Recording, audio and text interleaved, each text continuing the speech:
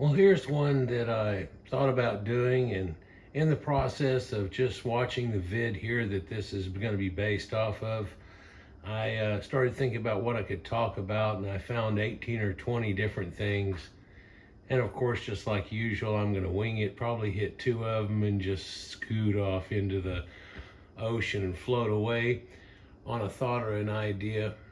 This is a video done by Robert Sepehr, and I have one of my regulars that has asked me my opinion on something like this. So he's apparently found my work also, and I find that to be real common with my work. And I do like a lot of Robert's work. I may disagree with a few things that he says, but in other ways also he's shown me a few things that, if are totally valid, are incredible also. We're going to talk about one of those here today. What we're looking at is a picture of what you would think of as Proto-Indo-Europeans and the Mongols on the right. Though I'm here to tell you that they're actually somewhat the same people and a mix of people eventually, and he'll talk about that here in a minute. I could go off for hours on just little things that are in this video, like falconry and where it comes from. All are domesticated horses, and the fact of these horsemen, like centaurs, are with one of the horse, and they're riding with this incredible machine, which actually took us all the way into the modern industrial age before we stepped aside on horses, and now all of a sudden horses are kind of rarely seen. I have a lament for that because I love horses. There was something weird inside me whenever I was a child. One time, and I kept getting told by my mother this, that I walked off when I was 3 or 4 because we had seen horses on the way home, and they didn't know where I went in the neighborhood, and they were freaking out. And they found my bike down at the end of the street here at this, and whenever they looked over, there I was all the way across a 2-lane, not highway, but 50-mile-per-hour road across the other side of it where the horses were, got through the barbed wire and everything, and standing right at the rear of a horse, patting it on the leg, saying, "Nice horsey." Which she was just frightened like hell even when she found that, because of course her first thought is, I'm about to get punted over the phone lines here and get killed by this horse if I twitch his leg wrong. But it didn't happen. The horses seemed to be real gentle apparently and everything, and whenever my mom came through and got me, they just stood right there and were just like, "You're gonna pet me too, right?" So everything was okay somewhat. But let's get off that. That's just stories on stories on stories. What we're going to try to look at here today is Robert Sepehr's look on the tail of a yellow emperor and things that are attached onto it. And I'm going to skip a little portion in here because I don't feel it has a connective, but it does in his way that he would go with it. And we'll take a look at this here real quick.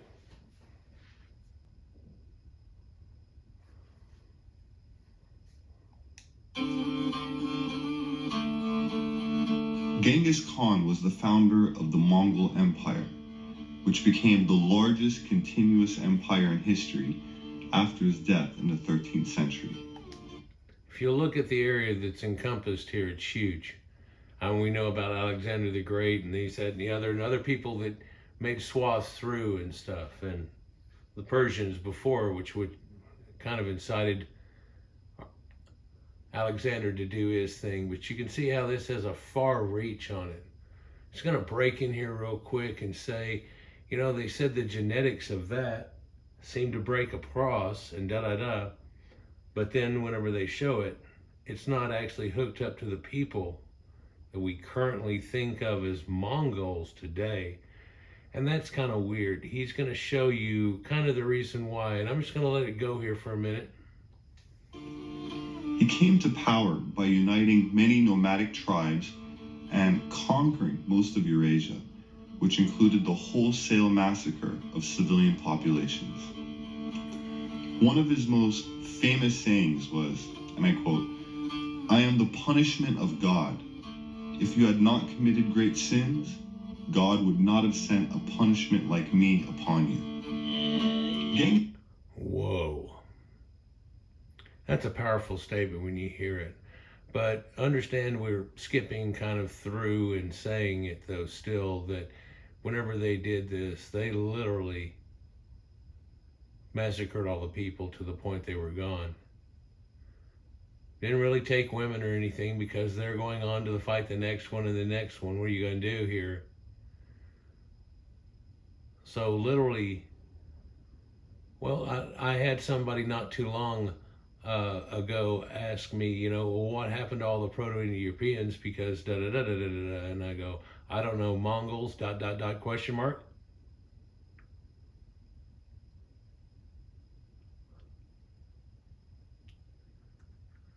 And of course, some migration, which a lot of you actually in the West of the old world, or Europe, or if you're in the Americas and that's where you come from, in fact, you could be attached to it all the way through, literally from China, Russia, and all the way through to Ireland and Scotland and the UK and so on. It's amazing. And linguistics has shown this quite a few times. Boom. And linguistics has shown this quite a few times. Robert shows in his video one of these spools showing connective voices and languages. And I, of course, in the old days, used to use a different one. I've even used pieces of his videos before and shown his. And I'm pretty sure whenever I did, I go, there's Robert's version. But that's not Robert's version. That's out of a book, I think. So, it's just other people showing connections of linguistics all the way from Sanskrit to Scottish and so on, and how they make connectives and the weirdness and difference of it. But it's not that people didn't ever see this beforehand, of course. And then again, in the Bible, it even breaks it into 3 linguistic types, which everything's been kind of outdated now and smeared over a little bit. But if we're trying to talk about ancient times, we don't refer to the way that it is now and try to look at it as that it was the way it is then. In very few cases will you actually find that to be the same case. So these Mongols, Genghis Khan, here. Genghis Khan is a title, which means universal ruler. He was born with the name Temujin. And according to the Persian historian Ab-ul-Ghazi, the tribal clan to which Temujin belonged were known as the Borki Khan, which means gray-eyed men. Now, a Borki clan, and they asked him what that is. Well, that has to do with this gray or blue-eyed people. Up until World War II, this is the way that he looked over here on the left, but I'm pretty sure that a lot of you see a different representation of a chubby-faced, slightly different bearded Genghis Khan. Something weird gonna come up here and I'll break in on it. I don't want to talk about it now. Let's go.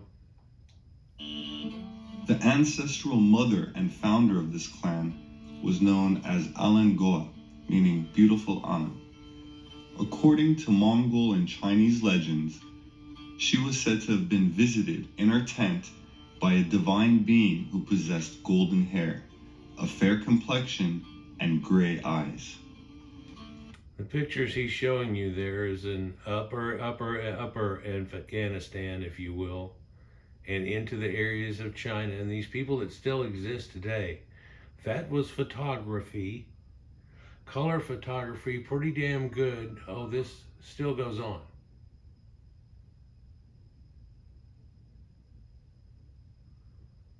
In fact, you'll see in a minute, these eyes that you see here are emblazoned over temples that are all over the place, and they've kept it sacred for a reason that's maybe more internal than external nowadays.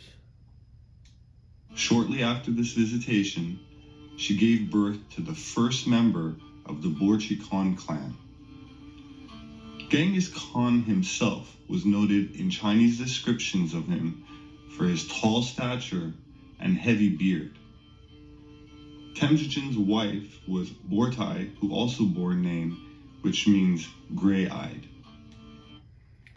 Now, it's repeatedly said that he had this taller stature. He was taller. He stood about a head above everybody, all this type of things. And if you'll look at the normal Oriental, Mongol type people, they're much shorter. In fact, if we look at Proto-Indo-Europeans and how they're all breaking 6 foot in the males and real close to it on the females in a lot of cases, you'd understand where that might make a connection. Surely alone, it doesn't. But whenever you start taking A and B and C and put it together in a researcher type way and setting it aside, at a certain point you hear things and it goes, that goes in this category too, that goes in this category. In fact, the category gets scooted in front of me now and the other things get scooted to the side. Let's see what else I can find. And you might decide to dive down the exact rabbit hole, or a lot of times you might decide to just see what everybody says and you might find puzzle pieces in there. Sometimes it's better to do that than find somebody that's gone direct after it. But in other cases, it's the only way you make a connection. So Bortai, again with this sounding word here, has to do with sky eyes or gray eyes or blue eyes. Depictions of her show her real pretty and looking something like this. Whether you say it's the left, right, or the middle. In fact, her name was also given as Yu Chin for the one on the right. Quick glance over there. Yu Chin. So there's a lot of connections there, but you might look at the picture on the side on the left and not realize that there's a tartan fabric draped across that man that looks like he's some kind of sultan. What are we looking at? Are we looking at Proto-Europeans? Are we looking at something in the age of sultans and Arabian Nights and everything? Hey, what if those were one and the same in a way? You see the geometric patterns and stuff that are around on that box that are scribbled in, that artwork from hundreds of years ago. I don't have a date on it.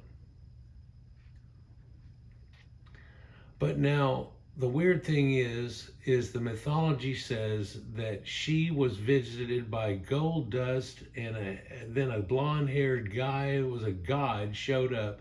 And so she has that magical birth. You can see this in the Greeks and everybody. They have these weird little things. In Egyptians, everybody's got these weird little things about it, you know. And whenever I thought of it as a kid, I was like, didn't they say something about a cabbage patch and da-da-da?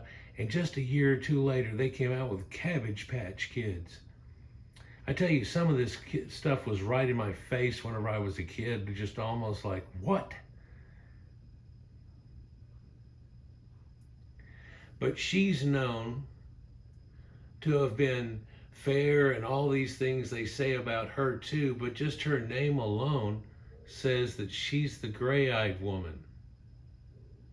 And his name has a connective to that too. And I've heard this from quite a few sources over the years here. Robert's got it in his thing, and there's one connective that he makes after this that I did in another video, that he had that piece in there and not this necessarily, and so on. And so we kind of run off the same roads.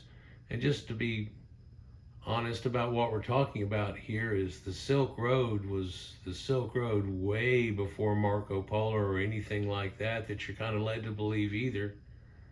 There are connections going on for a long time before. An easy one to recall is that Ramses has silk from silkworms in a fabric that is found in his tomb. It's an odd thing right here.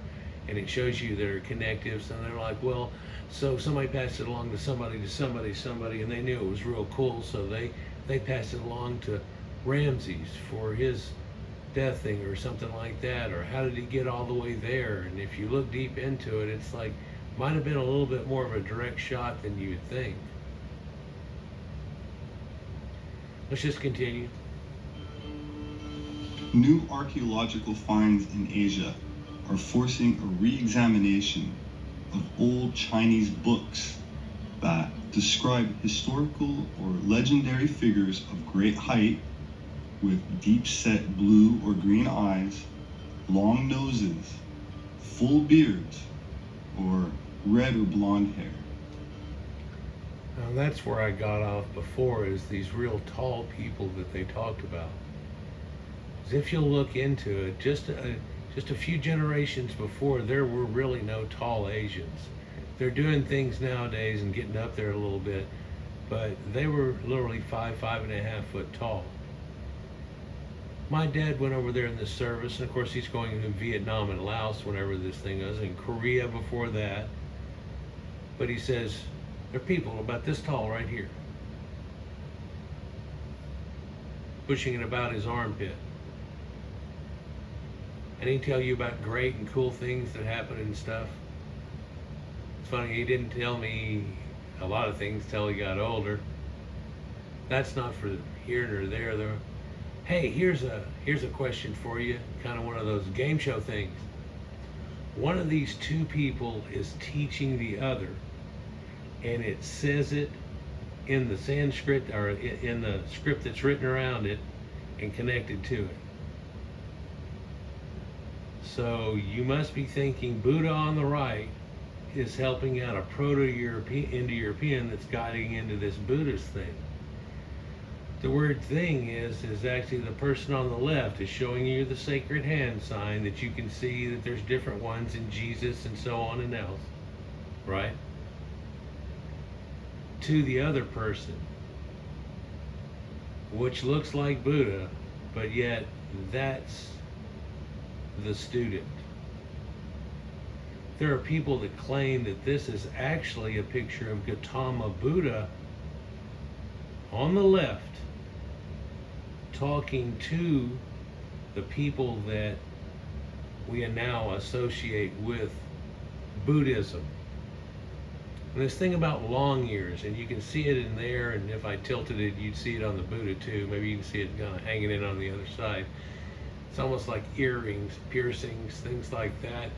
And believe me, we could go off on that, or tattoos, or things like that for a lot.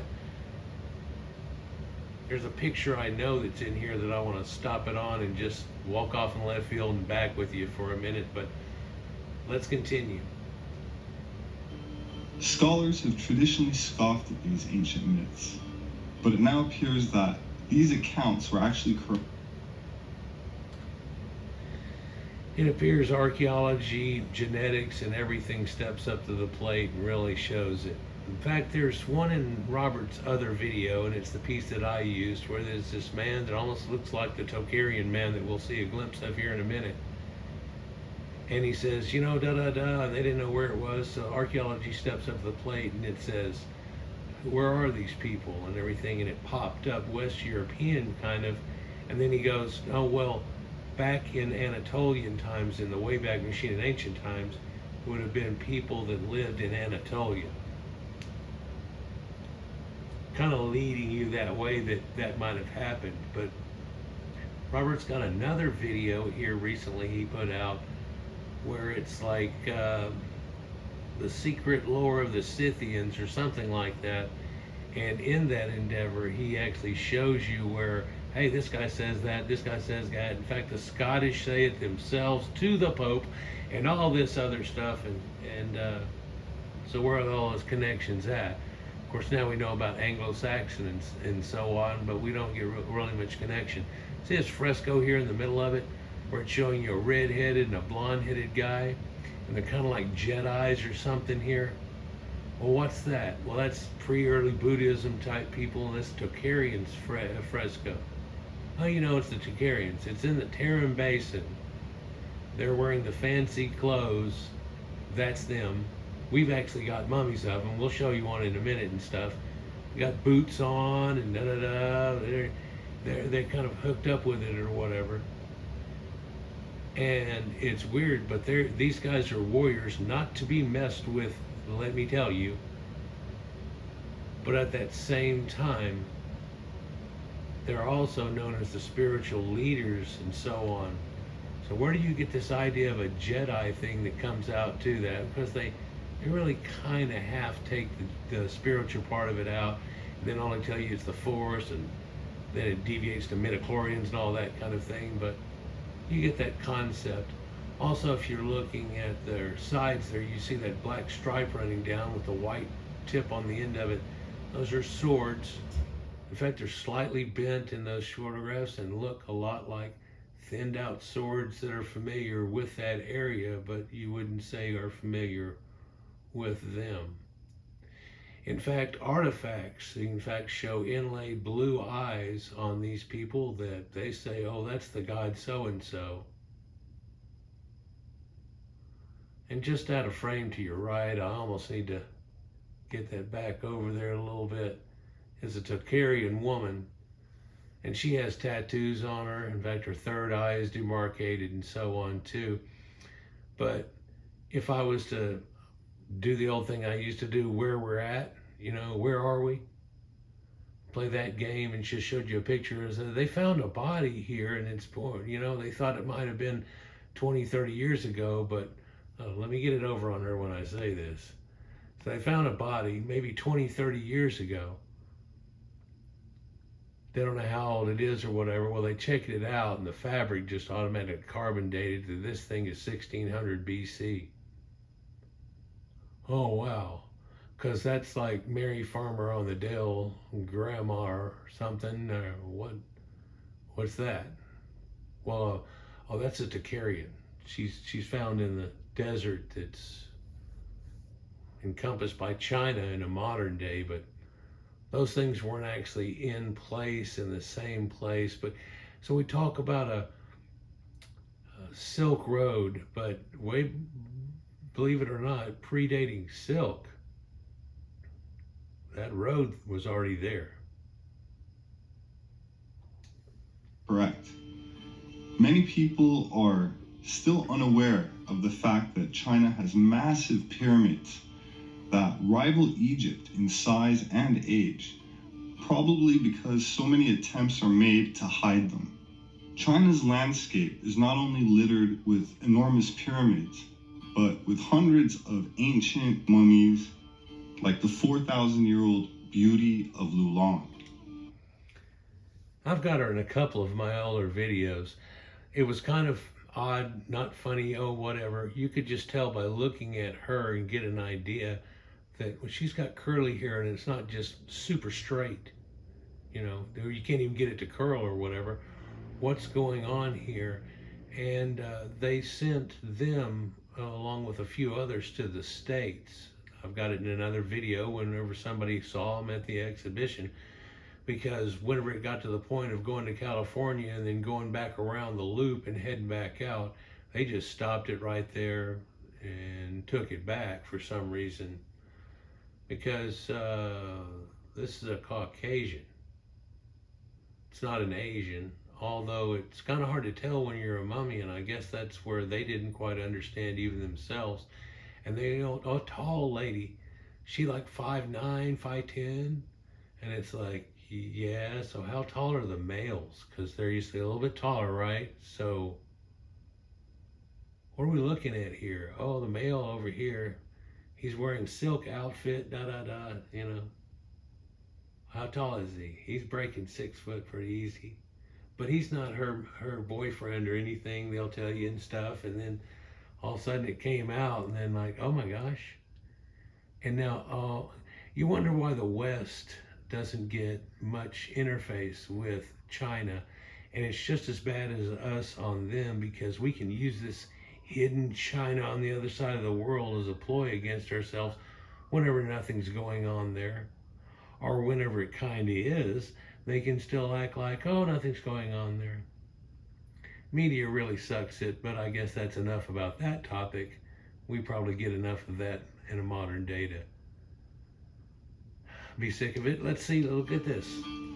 Chinese researchers say they have found a strange pyramid-shaped chamber while surveying the massive underground tomb of China's first emperor. Remote sensing equipment has revealed what appears to be a 100-foot-high room above Emperor Qin Shi Huang's tomb, which has not yet been excavated. Qin is credited with starting construction on the Great Wall. I'll stop it there.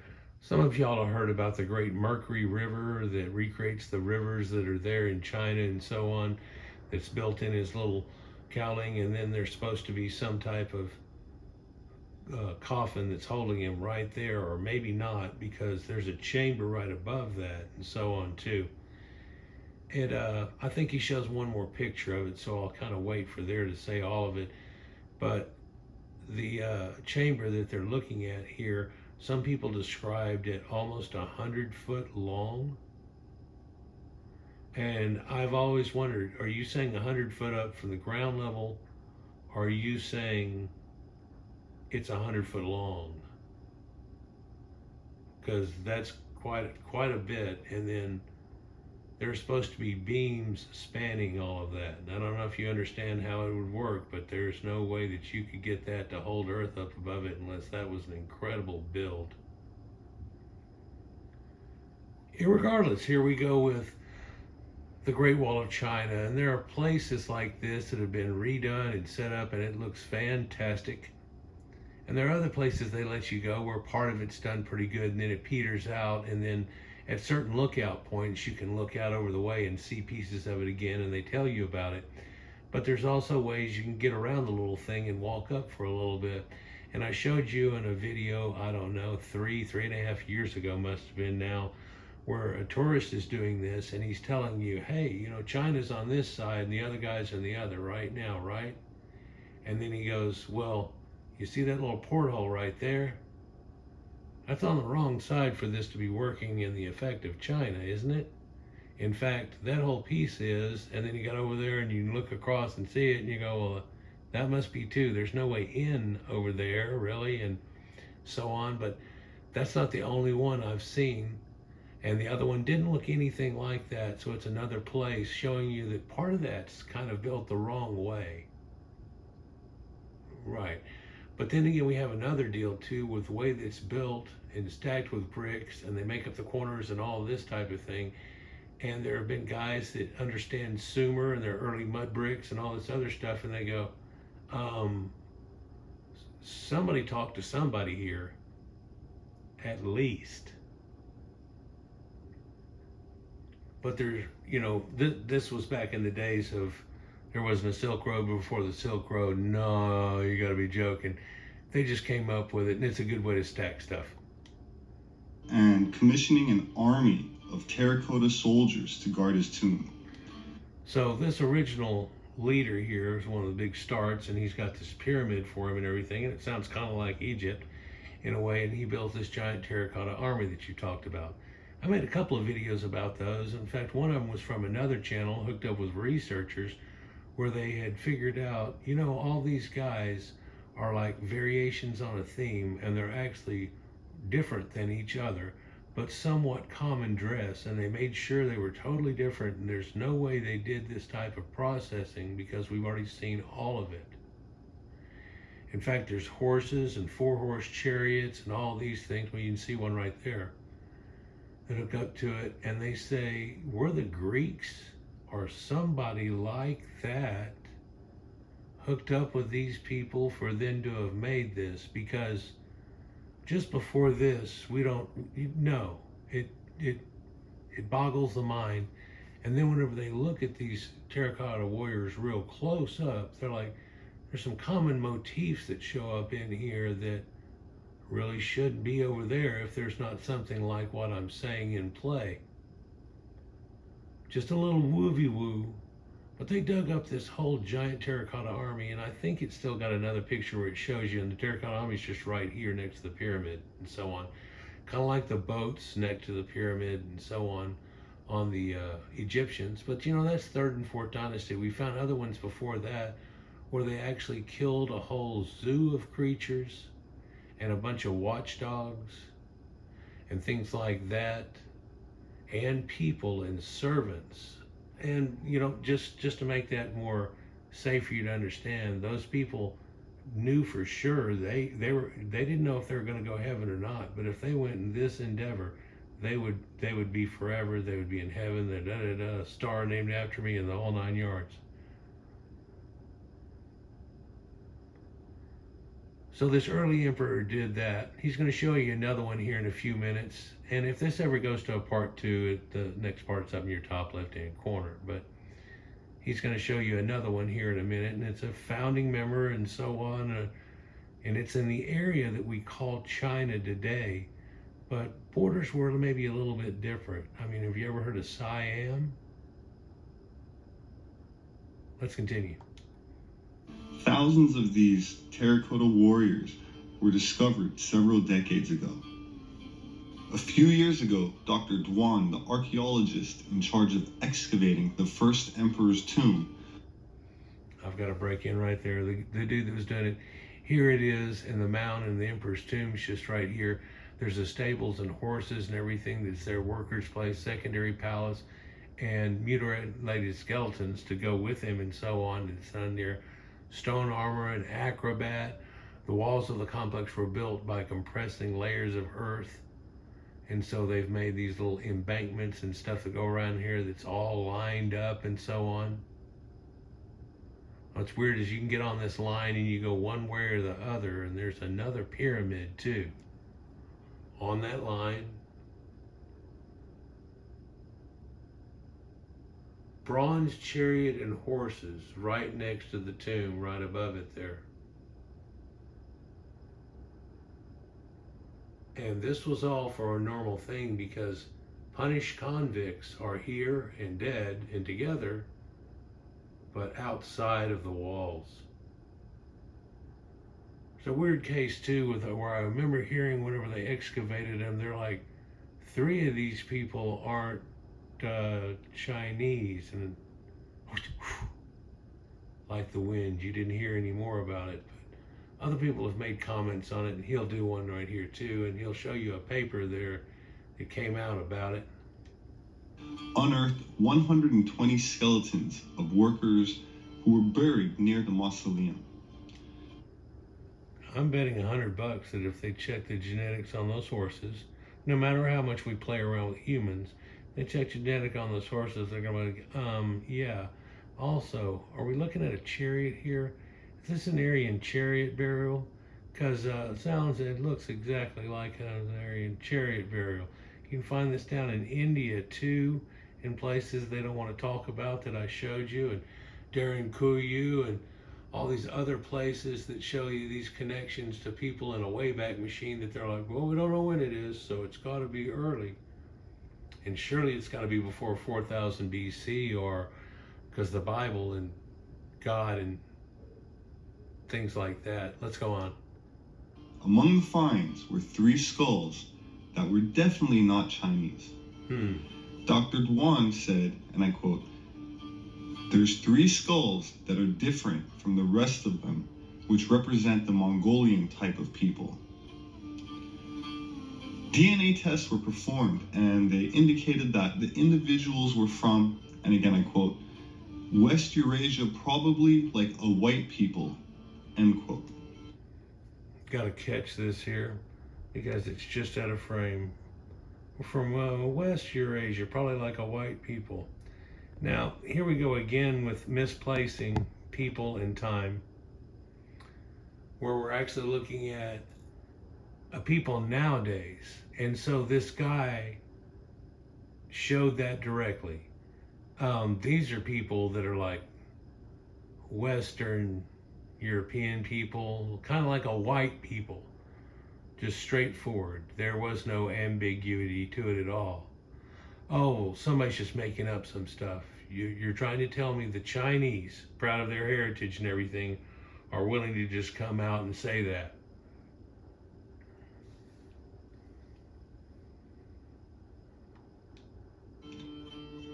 Professor Zhang Weixing, lead archaeologist at the tomb site, said, and I quote, "The archaeological work undertaken here recently is more important than anything in the last 40 years.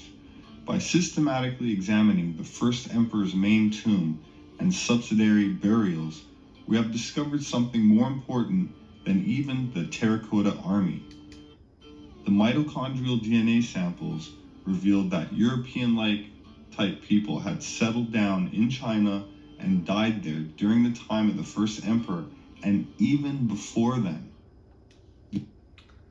They had apparently been there thousands of years before. In fact, somebody with a name back in the 1600s or whatever, when they were like 1684, when they were looking at this, what's his name? Oh my God, maybe it'll come to me. Anyhow, he put out a thing off here and was basically saying the dating that goes for these people, not caring or possibly not even knowing the dates of the origin of China, and it's like 1800 years before that was the site that he was talking about, and they weren't there brand new then.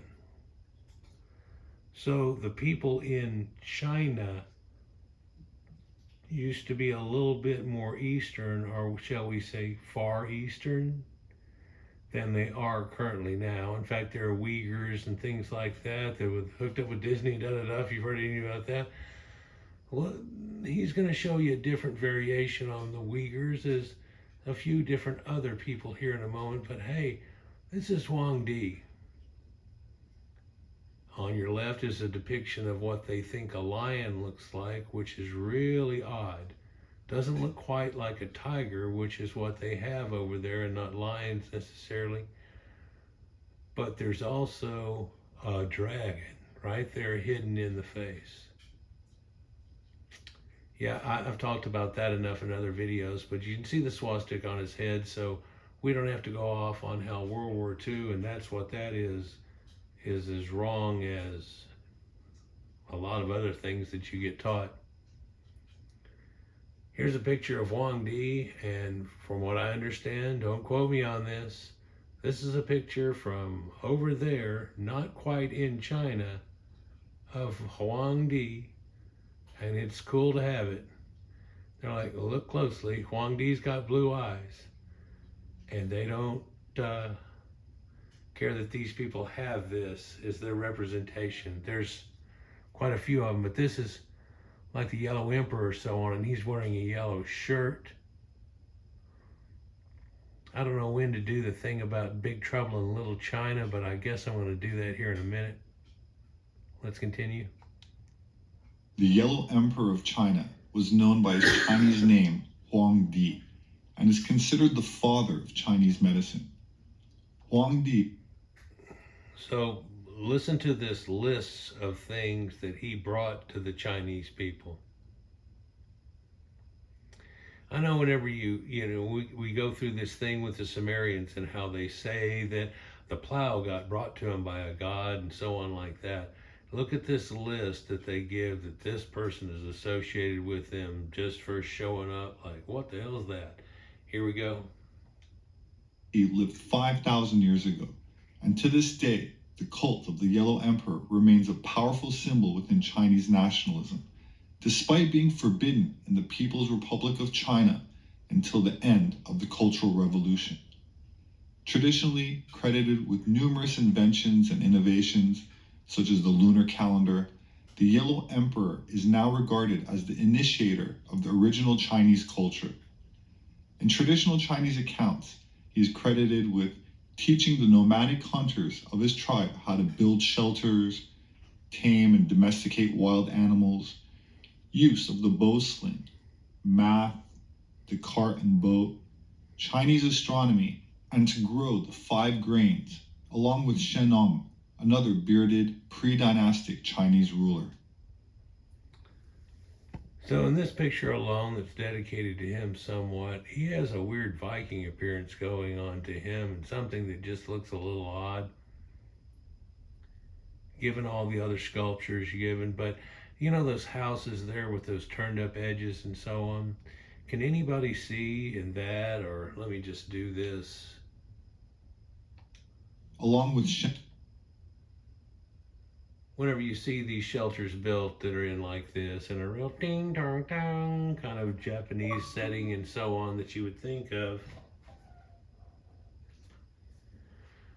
and you see these buildings with these tops on it, doesn't that look a lot like those Proto-Indo-European buildings that I showed you from the Wayback Machine that actually used the giant keels of ships and so on, and you could turn it right over and make a boat, make a barn out of it, or their longhouses and so on, and all this stuff can just be formed out of. Oh, they're very creative in that way. But in doing so too, I ended up being able to show you a video where the Mayflower is ended up being, hey, this dude's barn is made out of the Mayflower. Right here, they figured it out.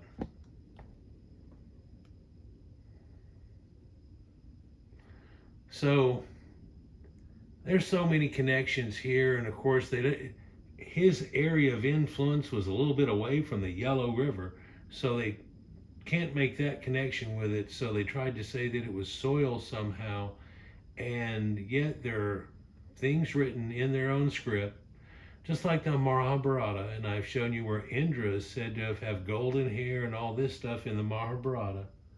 Luckily, these things are kept in a way where they're not hidden too much, but you can tell China's always been kind of hidden to us. I don't know if you remember, but like Nixon was one of the first people to ever go there from the West and all these other things.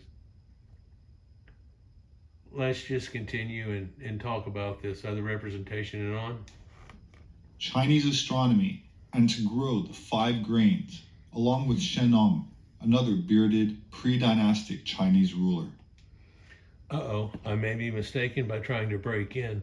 Maybe the guy with the horns on there is Shennong, another guy that's from the same thing that has quite a few different connections here. And then it looks like he's killed some serpent with snails on it, wrapped it up in a bin of stuff. It's kind of odd. Of course, there are a lot of connections, like dragons, and where do they really come from? And I don't want to usurp everything and say everything comes from Caucasians, but in everybody's research, they're like, it goes way back, way back. Well, the Chinese try to say it goes way back. When does it really go to? Not near as way back. And then the guys with the researchers and the stories, like I showed you a one of this guy Craigenford, where he says the dragon stories seem to go back, man, we can say 16,000 BC into the full ice age. There was this idea going on with these people. It comes back, and sure it gets stronger after that and stuff, but there's a period there that it could just, well, how much does that predate the other guys by? And it's like it's a factor of something. Please just, let's continue here. Huang Ti Nei Ching literally translates to Esoteric Scripture of the Yellow Emperor, an ancient Chinese medical text that has been treated as a fundamental doctrinal source for Chinese medicine for more than 2 millennia. It's also a major book of Taoist theory, teaching that the universe is composed of various forces and principles, such as yin and yang, or a positive and a negative and all this type stuff. And you're like, yeah, that's all esoteric. It's also the way electromagnetism works.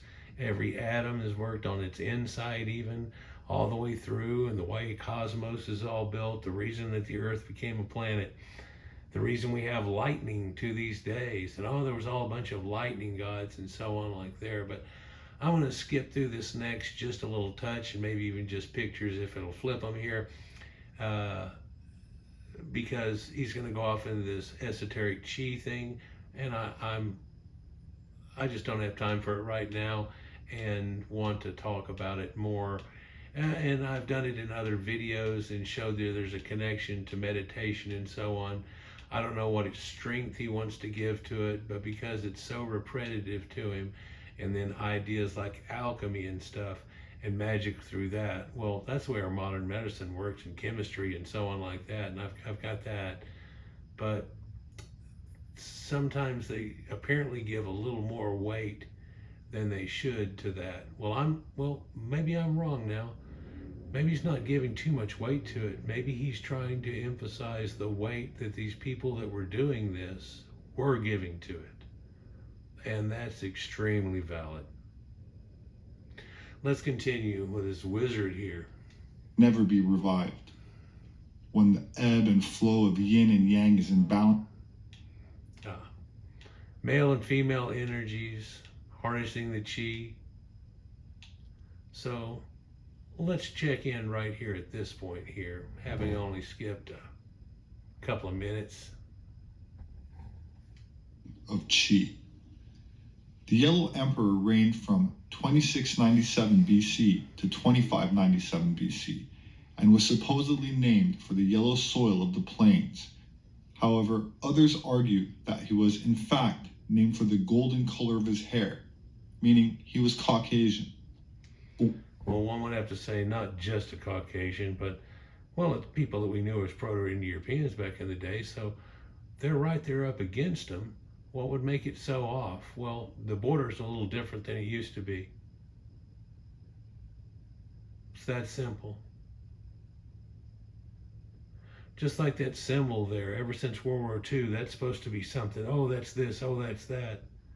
No, it's not. You can go to India today and it's all over the place like crazy, and they're like, no, we're not some Hitler thing or whatever. No. We had this thousands of years before your little World War II bullshit. And you can find it all over the Orient. You can find it mixed in with the Proto-Europeans. Then I turned around and showed you a video. Well, you know that. Well, here, let's see if we can find it anymore. Oh, here it is in the Greeks. Here it is in 3 different people in the Anatolian area. Here it is in Sumeria. Here it is in here. Oh, wait, in Sumeria, there's a cross of the Rosicrucians. Here's this, that, and the other of the Templars. Oh, let's go to Egypt. Can we find it? Sparingly, but there it is. What about the concept? Oh, it's written right there, like crazy. In fact, the whole concept comes off the idea of written in the stars, like I talked about, exposing some of the stories in the Bible and so on. But hey, it's also exposes where a lot of Greek literature comes from. And even though it's trying to weave something in that kind of happened before, then there are directives and certain points that have to be talked about here. And you can find it still written in the stars, along with a full manger with the animals that are talked about and everything right there. It's part of my Christmas specials. Let's continue.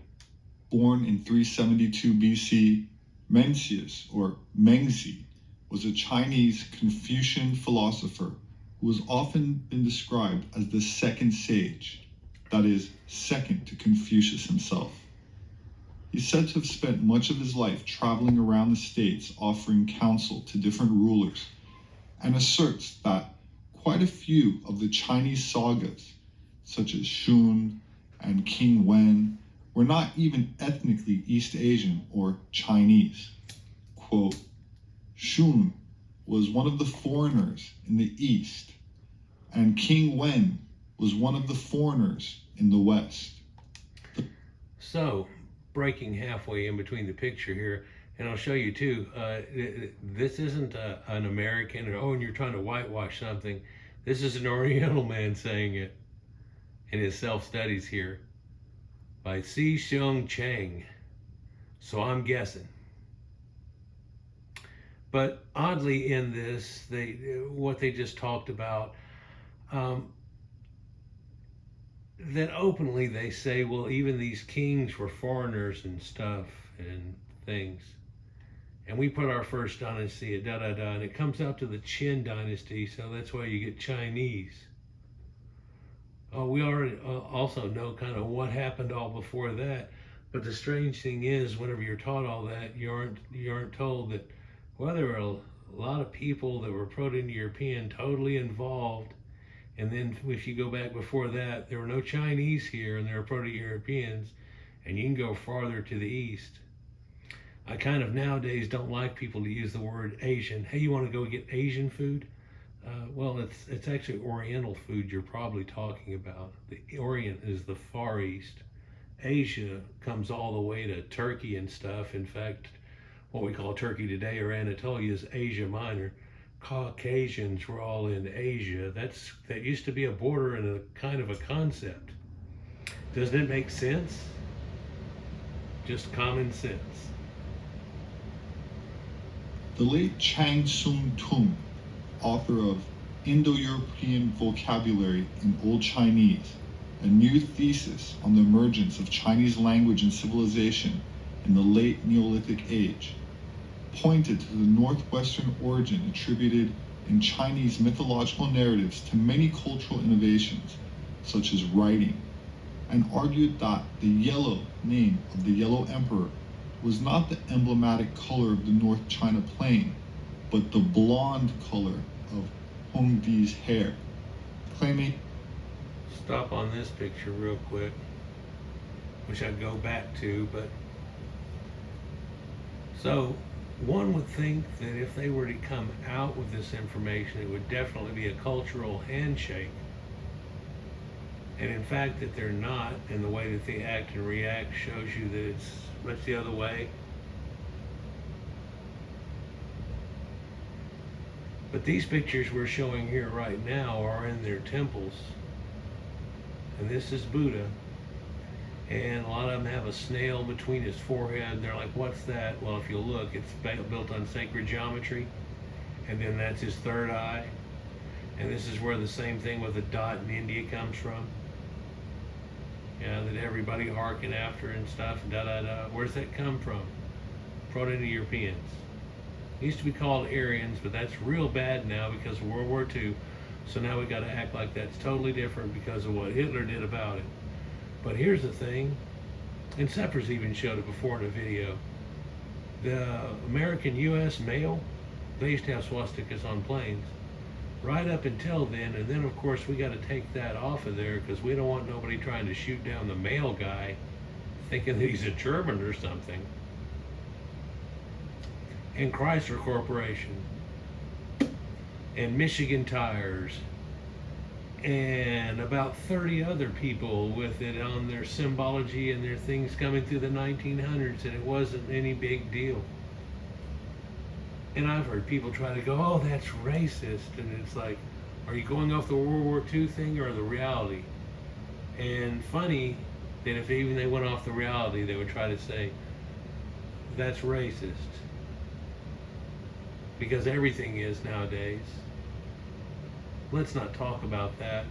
I'm going to have to end this here in a minute, and we'll go on to a part 2, which will be a little shorter, but let's continue while we can. That he was indeed of a Caucasian phenotype, and claiming that he was indeed of a Caucasian phenotype, and postulated that ancient Asia was ruled by a white noble class, not only China, but also Korea and Japan.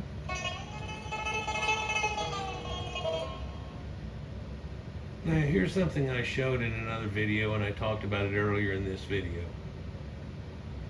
That this is a temple where we're talking about, and they say that this area right here is all adorned around the top with their gods in heaven or whatever, if you will, drinking out of jade cups in heaven, doing all this type of stuff.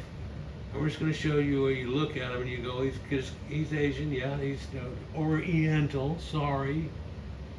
Well, hold on a minute, let's look a little closer then.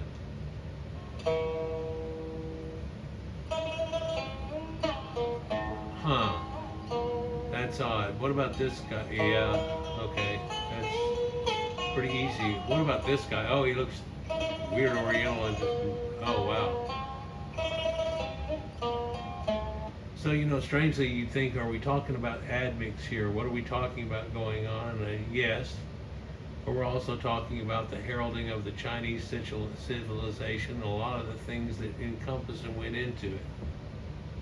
We've talked about it kind of briefly in other videos about inventions and who invented what and everything. And real important, the Chinese people had come up with gunpowder, but what they were really doing was a spark powder that had to do with magic and so on.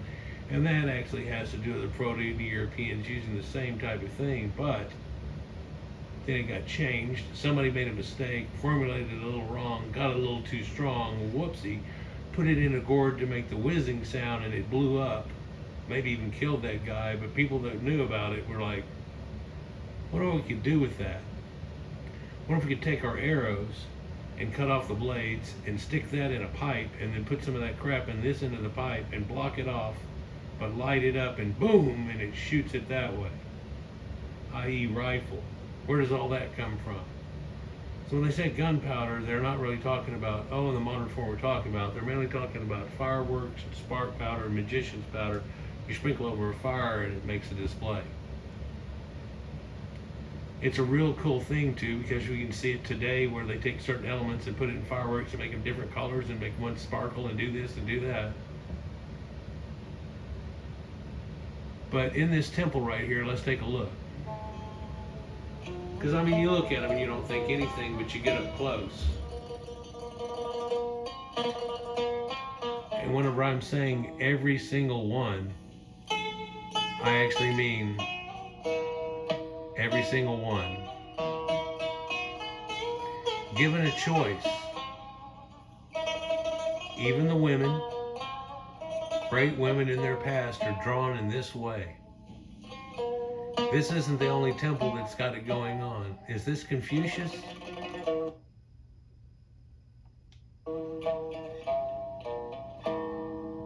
Another picture of him, reclined back.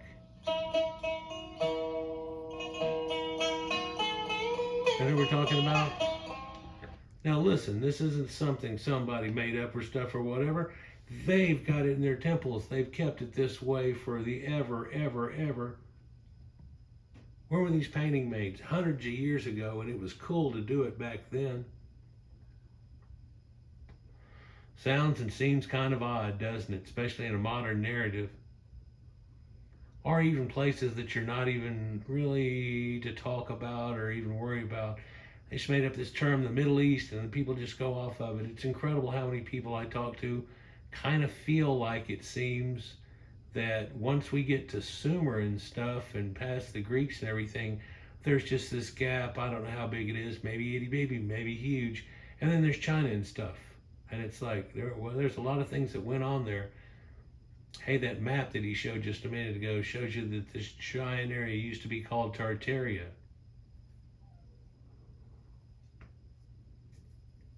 Believe me, that's a series of videos in itself. But it's hooked up to the Silk Road and these Proto-Europeans and so on too. But let's just continue here and see how far we can get before the thing kicks.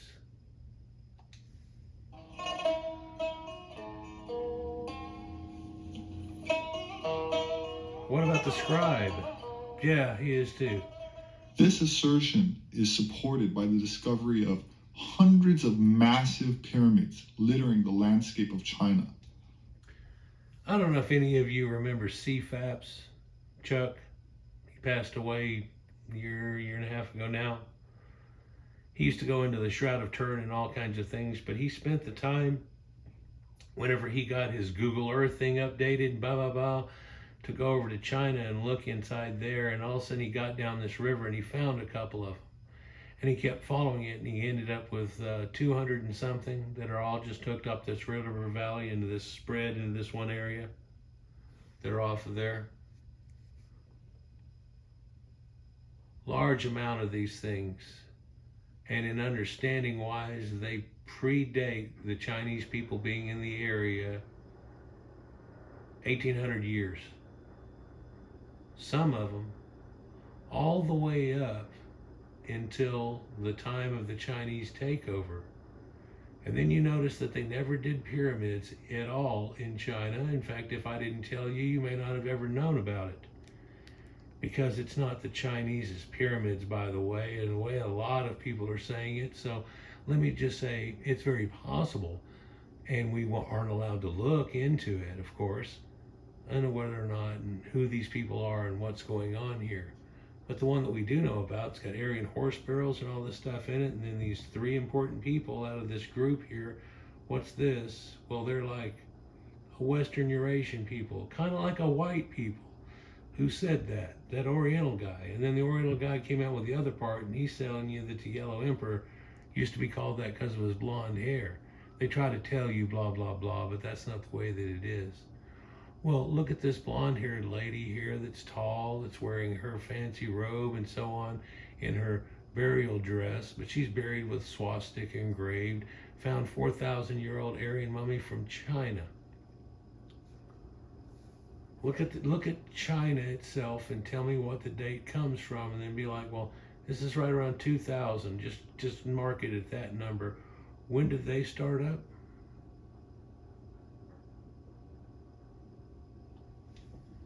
Along with swastika-adorned 4,000-year-old blonde and red-headed mummies, which started turning up in the Chinese desert in the 1980s.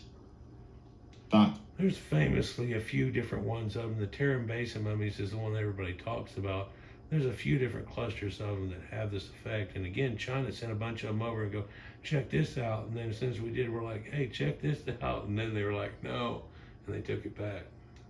Said, by reviewing ancient texts and looking at historical archaeology, we see that a strong case could be made for hypotheses that the Zhao royalty were Indo-Europeans.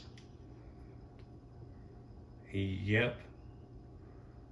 And of that one dynasty that helped to make up primordial China, but then before that, whenever there are no known Chinese people in that area, who was in that area? Whoopsie. And we can't go over there and do archaeological digs, can we? No, that's definitely shunned on. In fact, you're lucky that a Westerner is allowed in China. Isn't that convenient? With the symbols all over it that are like, huh? Let me make this statement now, and I don't want to sound proto-German in any way, but you understand how incredible the German people are in their design and their techniques and everything. Way before World War II happened, the Anunnaki there figured out a lot of things and put two and two together, and then went to check it out and got shown more and more, and it was like, oh my gosh. And put two and two together as to way that all of humanity had kind of come to be. And then, well, then it's whatever he did with it. And we nowadays, of course, don't agree with that in any way, shape, or form. Oh God, I mean, it's still used to this day as anybody they don't agree with. In fact, nowadays, all of a sudden you're lopped up to that level right there. Just be like calling you the devil. Supposedly in a modern time, it keeps going on. Steven Spielberg movies, probably for a reason, are engulfed with this idea. The Germans are trying to get it. Let's just continue and see if I can get a little bit more. The Zhao dynasty existed from 1046 BC to 256 BC and was the longest dynastic regime in Chinese history. Huh. That looks like it's not even over there in the Tarim Basin, which are off the corner of the screen over there. And any of the Gobi Desert, all that stuff, or anything, and can't even see India yet. I mean, we're way over there, and where did all these people come from? Where's the Woos and all these people? The Jomon culture is still going on in Ainu, which I'll show you in a minute. Let's see if I can get it in there. This period marked the zenith of Chinese bronzeware making and is also famous for the beginnings of two major Chinese philosophies, Confucianism and Taoism. According to Chinese mythology, the Zhao lineage began with the advent of agriculture, and all farming lands were owned by nobles, who then gave their land to their serfs, a situation similar to European feudalism. Some of this sounds familiar.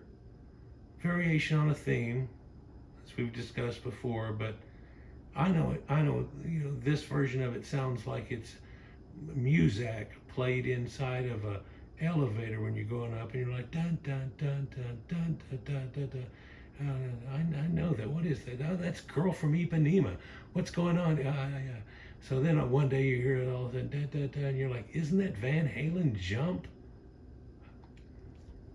The Hu Hong tomb, located in China, has been excavated since 1999. The burial style and multicolor relief have a Central Asian appearance, while the people pictured in the reliefs have obviously European morphological traits, such as straight noses and deep-set eyes. DNA... And let's just say they don't quite look like any of the other stuff. I showed you this before with ancient tapestries and so on, and Persian rugs, if you will, and be like, look at that. That's kind of, well, I'm just coming at it from another angle. Here we're coming at it from another angle too. Round-eyed Chinese, what? DNA steps up to the plate.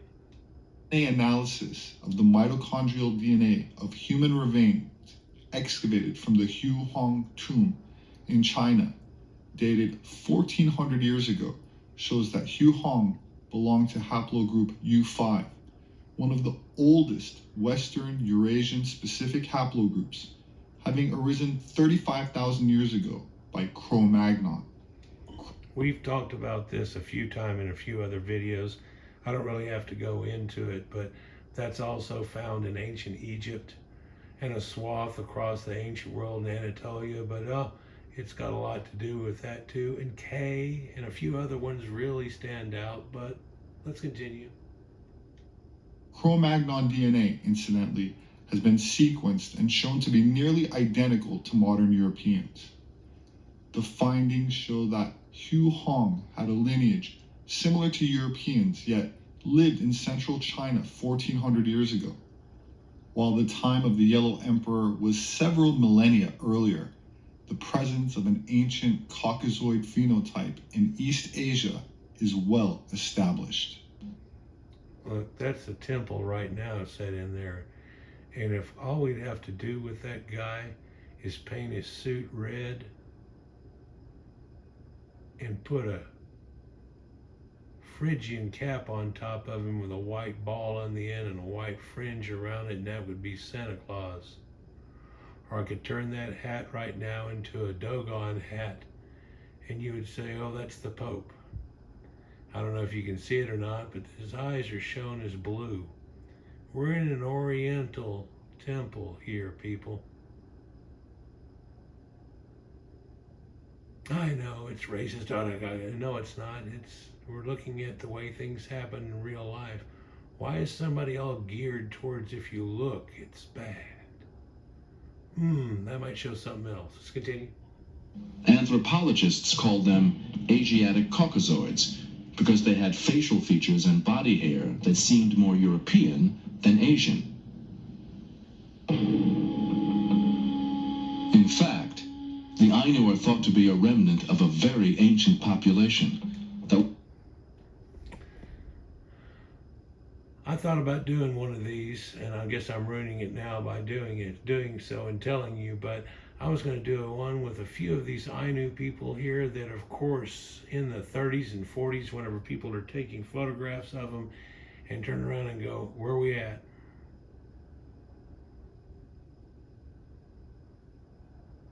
Where are we? Look at this guy's phenotype and the way that he looks. Where are we at? Of course, a lot of people would probably say Afghanistan and Middle East, and I'd be like, you're getting warmer. Well, the dude looks like, well, that's Caucasians. Yeah. So where are we at? Oh, we're in the Ainu people. We're in some people that were anciently in the Far East even. Whoopsie. I've got a book over there of the Shogun and all the weapons of the ancient Orientals and their armor that they have and everything. Funny thing is that some of those armors are reaching and going above 6 foot. I don't know if you think that those people wore little bitty stilts or something to try to put that on, but what's that all about? Well, DNA stepped up to the plate. They found these Shogun warriors, and they're like, da-da-da, and I guess they were going to try to find out, well, who around here can say they have Shoguns in their past? And it was like, bing, these people here, way over there. That was once widespread in the old world. This is 28,000 years from China. What we know of these early Asians is based on just a few skulls. It's one of the earliest anatomically modern Homo sapiens in Asia. One of them is a 28,000-year-old specimen from China, which looks very much like the 9,000-year-old spirit caveman. And there are some marked similarities in the facial architecture. Tremendous similarity in the shapes of the eye orbits in the sense that they're both somewhat rectangular. similar interorbital distance, overall appearance of the orbits. What they're noticing here is a lot of Caucasian traits with the way the eyes are shaped, the way this is shaped, bridge of the nose, so on, and they're going to get all the way down to the chin. I've got to mention here real quick, the earliest chin showing up on humanity was in Cro-Magnon man. And it's been said a long time ago, before we got DNA and able to check and see all these other weird anomalies we're talking about, that if anybody in the world has a chin, they had interaction with Cro-Magnon man, because it's such a radical effect. It's not something that's going to be popping up in everybody like popcorn. Let's listen on as they finish. The shape of the nose, Mm-hmm. but many of the features, including the very heavy mandible and the prominent symphysis here, those features are very much the same. And those features are very much the same, and not what we'd be looking at if we were talking about two separate different people. Let me know what you think here down below, but I know I go off in left field sometimes with some of these, but I was asked to by a regular to take a look into this, and I already know pretty much all of this. Hopefully I added a little bit onto it and something telling the stories of here, and there, and everything else. But I can say that there's not much here I disagree with that I've seen shown to me by other people in different ways, using different pictures in different places. And Buddha statue, where they blew up that giant Buddha that was built into the cliff and inset into it like a giant golem going to walk out from it, that looks kind of pseudo-Egyptian-y, going to come out of there. It's Buddha. When they blew that thing up, oh, what did that do? Well, it opened up this cavern in the back. When they went in that, there are all pictures there of them Terran Basin mummies. Well, no, this was built by the Buddhist people and stuff. Wow, well, this sealed off thing that's built into it, when it was built, kind of shows these other people. Nothing against these people that we're talking about in any way, shape, or form. I'm trying to show you what archaeology shows, which would probably be thought of as an anomaly. Which, once you get enough anomalies in that situation, you'll have to say, well, hey, there's something going on here. And then when you check it out, and it predates the civilization that you're trying to give credit to, it's like, oh. And I don't know why we're so shy about it nowadays. The heralds of civilization of showing you, yeah, we help these people out. Oh, we don't want to start anything. We're not going to try to tell you you owe us anything. In fact, it looks like we've been freely giving and helping everybody that we had contact with. Versus the idea that, oh, you killed them all. And it's like, who? These people that still exist? There's millions of them. What are you talking about? Let me know what you think down below. Peace.